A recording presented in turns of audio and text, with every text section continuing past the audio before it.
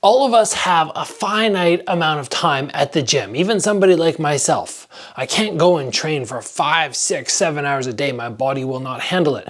Therefore, it's very important to understand what is the best and the worst training you can do to maximize those skills. A little bit of a spoiler alert here. I'm not gonna bother with any of the rankings, which would be mediocre, like the Fs, the Ds, we wouldn't even be doing those. Like, why would I be going to the gym and doing anything like that? Off the top of my head, it would be something that you would see a guy at the gym be doing that makes zero sense. I don't even know what the heck it is. Like maybe if you said, Gabriel, what's an exercise you do that is not essential to your training camp? Something that you could cut out and really wouldn't make a difference in your fights. I would say like maybe using that reaction ball with the hat up there where I'm touching the tennis balls, it springs back. It's fun to do. It's good for timing and such, but is it essential? No. Everything we're talking about today are things I would actually do in training, and our tier system is S for superior. That's the stuff that I would never give up. And then we have an A, which would be, yeah, I definitely want that. And then we start getting to the B's and C's. It's like, you know what? I could cut that out and I wouldn't go into my fight very worried. Before we get to that, big thanks to XMartial for being a sponsor of this channel. Awesome hoodies, awesome apparel all around for fight sports and for outdoor activities. And of course, all sorts of awesome training gear like gloves and shin pads, 10% discount by using my code Gabriel Varga. Now I got my pad here basically marking down everything that I would do in a training session, and I want to go through and give them a ranking. The first one that we're going to touch on is partner drilling.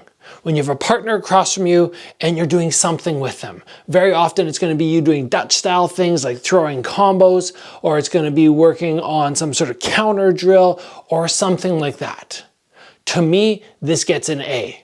This is fantastic to do because in these moments, you can take things that are not working for you, but you want to start applying into sparring, and you can go, okay, we're gonna work on this right now. Like I wanna get really good at a check hook. So I'm gonna, as you attack forward, I'm gonna angle off. And I'm just gonna work the timing. They're gonna throw a cross, I'm gonna angle off and hit. Or I'm gonna work on my counter, and you have them throw maybe jab, cross, hook, and you get to go boom, boom, boom, and then counter right back.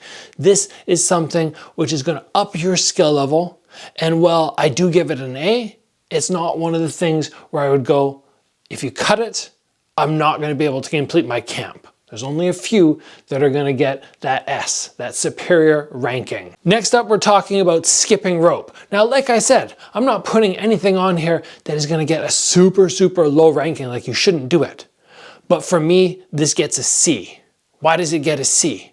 Well, I could, of course, just do this and get my warm-up in. That's what I use it for. I just use it for my warm-up. But I could do that in any way, right? I could throw the rope down and just do some footwork stuff, angle off, just play around.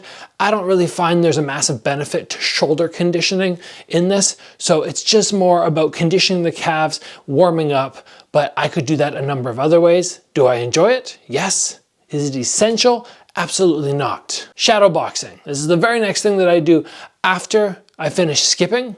And while many people say, shadow boxing should be very slow, meticulous, you're taking your time, you're working on things.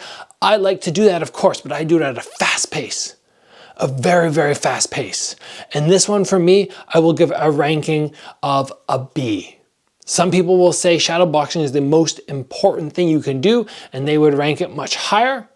I think there are other things that are more beneficial than shadow boxing, even though yes, a B is good, and I'm still quite a fan. The big thing that sort of I find is your technique gets really good, and you don't need to be sitting there being like, okay, perfect, perfect, perfect. I just find it gets a little boring. And maybe that's just my low attention span. I don't even really have a low attention span, but just for me, it's not the most exciting. Therefore, I'm ranking it down a little bit lower. And again, I think there are other activities where I can do the same thing as shadow boxing, but in a more applicable way. Bagwork. I think this one's gonna surprise many of you. Many, many of you. I'm gonna give that one a C. Why am I gonna give it a C? Because there are massively better alternatives that I prefer that I think are gonna help your skills build without the impact, without hurting yourself. When you have a hard bag in front of you, you can hit it, it can hurt you, you can over-rotate, hurt your shoulder. There's so many things that you can do. You can hurt your knuckles. So many things that you can do which can damage you on a bag, and it doesn't have that same reaction as something else with a partner. Unless, of course, you learn how to swing the bag, and then as the bag swings back, you stop it, and then as it swings away from you, you attack, and then you attack out. Yes, you can do all that. You have to have a very high skill level to do it. But somebody asked me one time, it was one of my training partners, and his dad came over to me and said, "Can you tell my son how important bag work is? How you have to do 10 rounds of bag work plus a day?" I was like, oh, I'm not the right dude for this, because I do maybe three times a week, I'll do 3 rounds. So in fight camp, I maybe do 9 rounds of bag work. For me, it's never been something that I love. And while it's fun to smash, there are so many better ways, I think, to train. The core conditioning and the core training, the sit-ups, all that kind of stuff. I'm gonna give that one a ranking of a B, because there are many ways that you can condition your stomach outside of just doing the sit-ups. And while I love doing them, like actually I get personal enjoyment from doing them, I like the burn, many people don't. It's not something that I would go, okay, I'm not conditioning my stomach enough in so many other activities. Like when I run, I'm squeezing. When I get hit in sparring, I'm getting that conditioning. So at least for me, I would say it's not something that I would have to do, but that's already because I'm very conditioned. Maybe for other people who feel very vulnerable and very exposed, that should be bumped up to an A. The cross training, heading out, doing some running, doing something that's entirely different than fight sports. This one for me is gonna get an A. I wanna do it. I know I have to do it. Is it something that you could strip out and replace with crazy hard bag work or pad work or something? Yes, I suppose you could. I don't want to. I do not want to remove my running, because the running or the assault bike or the swimming, my body is not used to it. Therefore, when I go out and I do it, it hurts so much more than fight sport training, and that gets me in better condition for my fights. So A for that outside road work. If you have a fight coming up, I really suggest you do it. Next, I want to talk about hard sparring. This is a tricky one, a very tricky one. And I'm going to give this a ranking of a B. And this is mostly because I have not done crazy hard sparring. Like this is what we're talking about, like your partner's trying to knock you down and you're trying to knock them down. I have not done this for over a decade, if not longer. And I have been quite successful achieving all this without walking out of the gym with headaches and without having my nose broken and all sorts of other injuries. I understand the need for it at some points, but I don't think it has to be essential. And if we move on right now to the next point, which is technical sparring, I'm going to give this one an S. This is superior. This is absolutely something that you need to be doing, because this is where you take all the other training, you actually get to apply it and see what you can do, but without the threat of, oh, I'm going to get a concussion if I mess up, which causes you to hold back a little bit. So a good technical spar, in my opinion, is like 50-60% power. It's enough that we're still trying. We're not sparring like this, like, it's not this 30% sparring. It's serious, but it's technical. And it's not people just trying to kill each other. This 100% is something you have to be doing. I would never remove this from fight camp. I would never go into a fight knowing I didn't put in those technical sparring rounds. All right, the weights, getting into the gym, pumping the iron. This is something that I've started doing in the last 2 or 3 years. And while my body likes it, I'm getting injured less.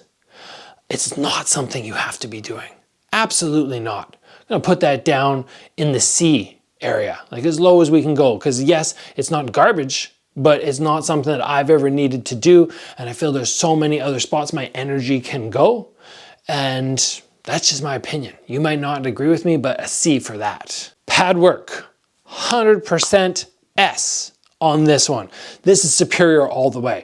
This is the #1 thing that I would never give up. Highest ranking of anything. Why? I get the insane cardio training. I get the timing of when something comes up, I have to react fast. I get a pad holder who swings back at me and I get to work on defense and counters. I get to work everything in pad work. There is not one aspect of training I feel I cannot work during pads, especially if we did some drilling beforehand with a partner and then that partner remembers what we were doing and then they start putting that drilling into pad work. It's so fantastic. Right? A good pad holder is going to recreate sparring, they're going to recreate partner drilling, they're going to push your cardio, they're going to be correcting you on your technique. Holy smokes, everything there if you have the correct person working with you. And the last one that we're going to give our ranking to today is going to be defensive training. And I am going to put an A on that, a solid A. And it blows my mind that people do not train this more because this should be ranked very high. That is when somebody comes in front of you and they're open throwing at you. Maybe you start off and you're like, okay, I'm going to work today on slipping the jab. And they throw some jabs at you and you're slipping and you're slipping. And then you're going, okay, now I'm going to practice slipping and countering. And then now they're going to start mixing in other things towards you. They're going to start throwing fakes and front kicks. But as you're dealing with all that, then you remember to slip, or you just put your back to the wall and somebody just starts swinging at you and you're working your tight Dutch guard. Oh, this is something that I love doing because when you feel confident on your defense, everything else just feels so strong. Weak defense? Don't bother going into a fight with weak defense. But when I walk towards that ring, that cage, that pit for a fight, and I'm like, yeah, my defense is solid. Okay, I'm not gonna get knocked out tonight. That's a good feeling. So it's very important to train. That's it, guys. Those are the rankings all the way from superior down to that C ranking, which is not as good. Like I said, anything below that, if I didn't talk about it, I don't train it. A speed bag, I like a speed bag. It's fun. Is it something that I have to do? No. Double end bag, never used one in my life for more than like 2-3 minutes. So there are other aspects which many people love. They might think they're great, but for me, these are my personal rankings and I hope you guys enjoyed them. If you did, please give the video a like and I will see you back on the channel very soon.